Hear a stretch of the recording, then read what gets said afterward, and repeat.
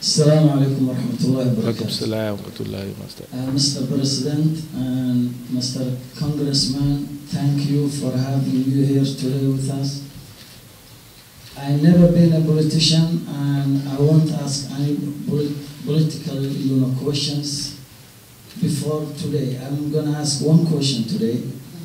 I am a person who deals with the culture, and I opened the first Somali museum ever in the history of Somalia.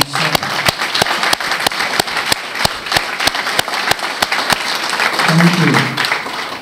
And I collected over 700 collections. Here I'm preaching and spreading the word of the Somali society culture here. But everything you talk about is going to end one day. But the only thing I concern about it, and it won't end unless we get a solution for it, it's something that hurts me every time I hear. You are the source, and you are the one who can explain this to us today. What you can tell us about the international seaboard between Kenya and Somalia?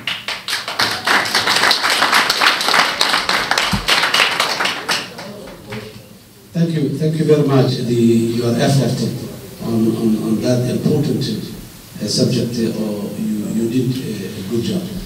When I come back, as I said in my briefing, Somalia has got the largest coastline in the African continent, 3,300 kilometers, in the Red Sea and the Indian Ocean. Somalia's landmass is 637,000 square kilometers, and Somalia's oceans and seas are 1.8 million square kilometers, so 3 times the landmass. So that's the Somali waters. Now, the question, now let me go back a little background. Somalia became a signatory member of the UNCLOS in the 1981. In, what was the name of the capital of Jamaica? Kingston. That was where UNCLOS was established in 1981. 165 countries in the world are signed, ratified. So UNCLOS has become a customary laws, international customary laws out there that governs not only those who sign it, but those who does not sign it, including the United States, who is not a signatory. But even that customary law of international law governs the territorial waters of the United States, although it's not a signatory for some other reasons. Now, Somalia has ratified, the Parliament of Somalia by that time has ratified that convention, and then Somalia has introduced its laws. The government of Somalia collapsed while the process was not completed. So there is 2 important issues. One is a national responsibility, and one is international responsibility. We as a Somali, we have to define our territories in the sea, the different ones, which territorial water, contiguous zone, the economic, exclusive economic zone, and the continental shelf. Different 4 categories of definition we have to cover. And then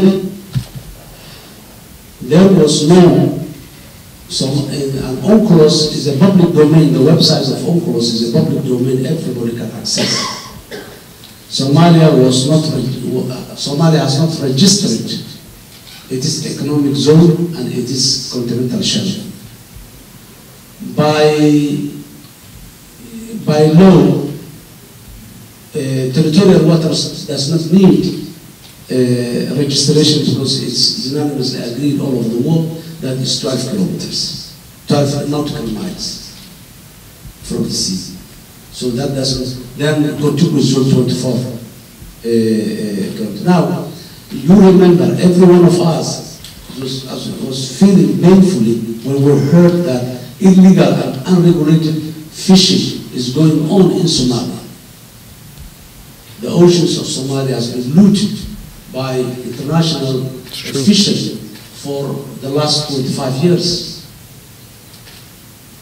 And then there was waste dumping, toxic waste was dumped into the oceans. And in the tsunami, we all know that very huge containers come out of the sea, which we don't know what is the content in those containers. The day they explode, we don't know what will happen. Only God knows what will happen. And then when the war against the piracy was there, we officially requested the EU, who was leading that war, the Operation Atlanta, to protect our seas from the illegal fishing and the waste dump. And they said, we don't know what's your sea. Where is your sea? We don't know that. We don't know your sea, so we cannot protect it. If we try someone to say, don't fish here, he has all the right to go and sue us because he believes that he was fishing on international territorial waters. This was the situation in Somalia. And then lately, our neighbor, Kenya, then that was in 1989. The UNCLOS are publishing 10 years, all members has to register their waters in 10 years' time.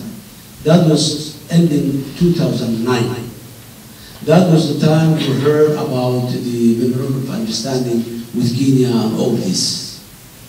Somalia has not prepared technically well, and then the government of Somalia, including our ambassador, who was prime minister at that time, or officially wrote a letter and said that that memorandum of understanding is null and void and it's not there. So it was not there. When we came, Kenya was in the process to be ratified and evaluated its registration this year. And we wrote for the first time an objection letter that we disagree what Kenya is registering, and that evaluation was stopped. It's not there anymore.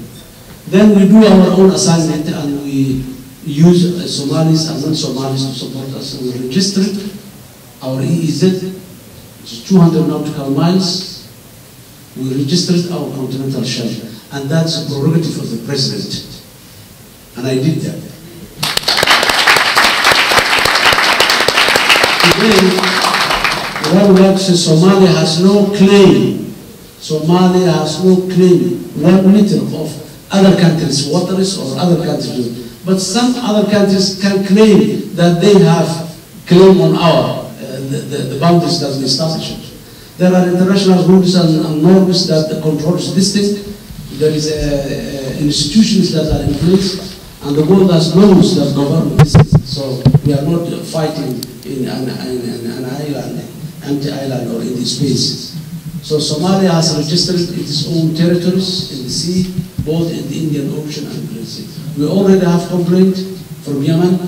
We have another complaint from Kenya. And we go through this. It might not finish tomorrow, the day after tomorrow, or the next 10 years. But now we have a territory that we can claim legally. Anybody who got into that territory is a trespasser. Then we have it. That's why we are in our seas and oceans.